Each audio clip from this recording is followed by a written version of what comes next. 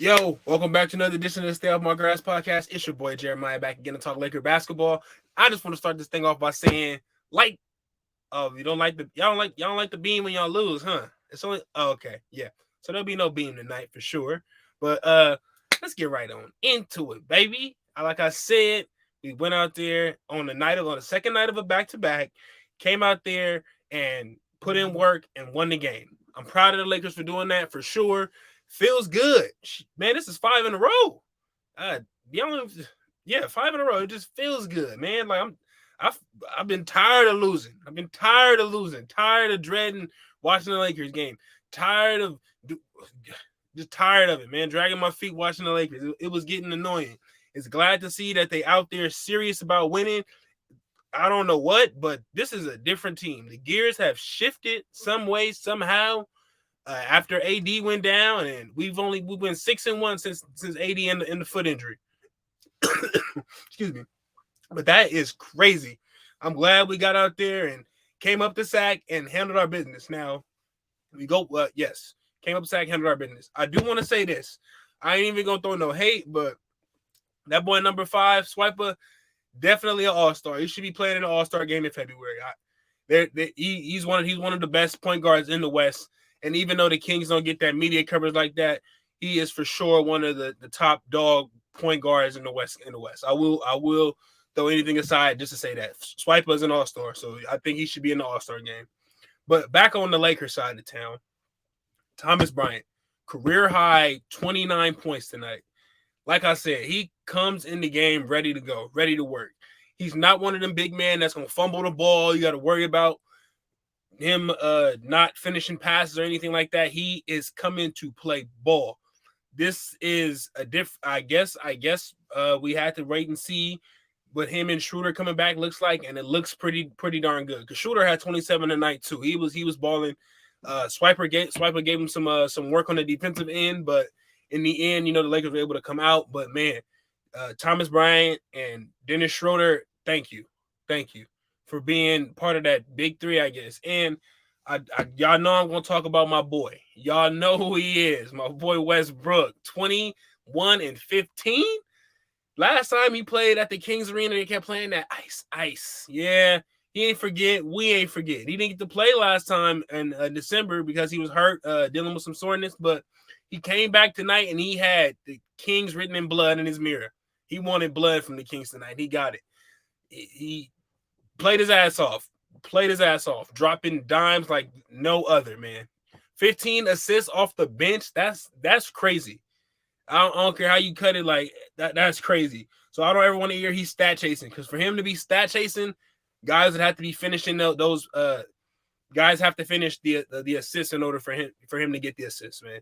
So I don't want to ever hear Westbrook stat chasing. I feel like that should be dead in the water. 20 and 15 off the bench. That's leading man. That's you treading 6-man water right there, Westbrook. That's an award at the end of the season. MVP. How would that sound? An MVP and a 6-man of the year award, all because he just relished in his bench role. And I do want to shout out Coach Ham for getting whatever he needed to get out of Westbrook in order to get him to want to come off the bench, because it's made us definitely a different team since then. But yes, shout out Coach Ham. And you already know, man, the King came to play tonight, 37. Did we expect anything less? He's on the trot this season. Like he said, I'm not playing basketball just to be running up and down the court sweating. That's it. That's out. I am here to play ball. I'm here to play meaningful basketball.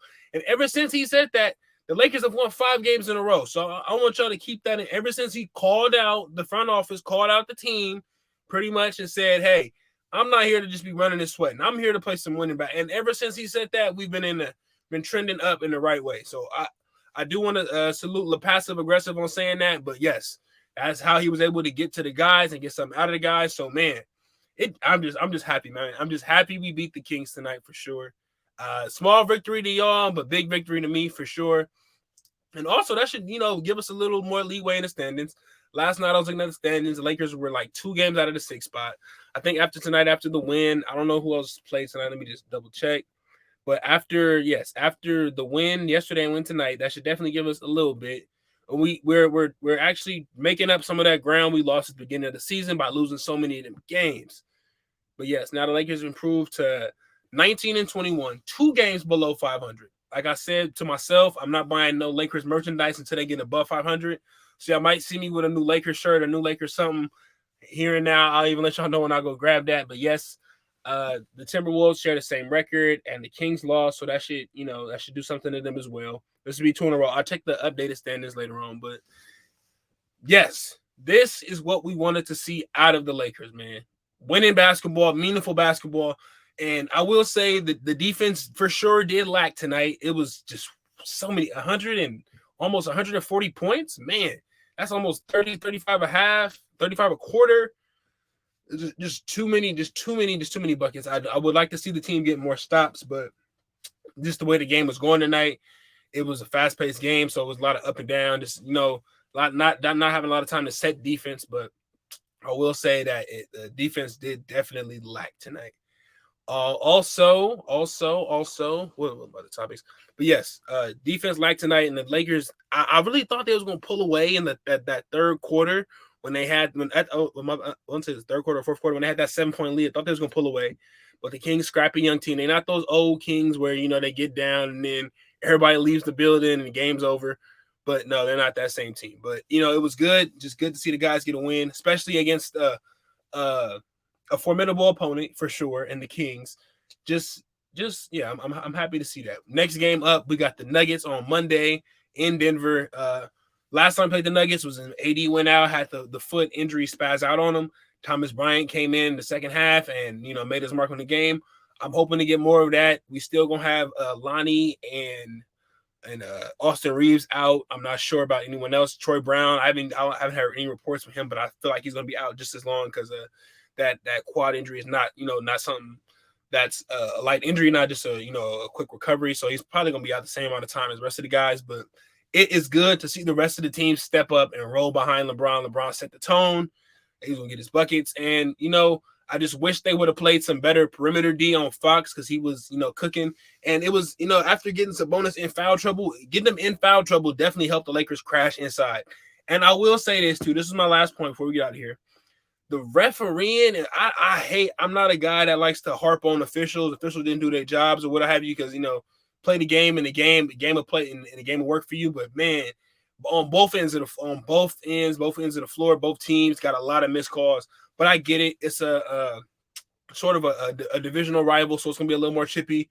Western Conference foes, old school rivals at that. So I know they understand that the game's gonna be a little more chippy. So I feel like they did let them play at certain points down the stretch because you get the foul on one end for shoulder to go to the basket, which is definitely a foul. You can't hand check people on the way to the basket, but then you get Swiper trying to pull up the three at the last moments of the game. After he shot the ball, I mean, you have to give the shooters room to land, but just in the heat of a moment, how is someone really going to challenge a half court shot without getting a little hand? Is that really a foul? Like, I don't think that messed up his motion to shooting, but my bias aside might skew that, might make that look different, but I didn't think it was a good foul. But I also didn't think the one on shooter should have been called at the end of the game because just at the end of the game, so much goes on.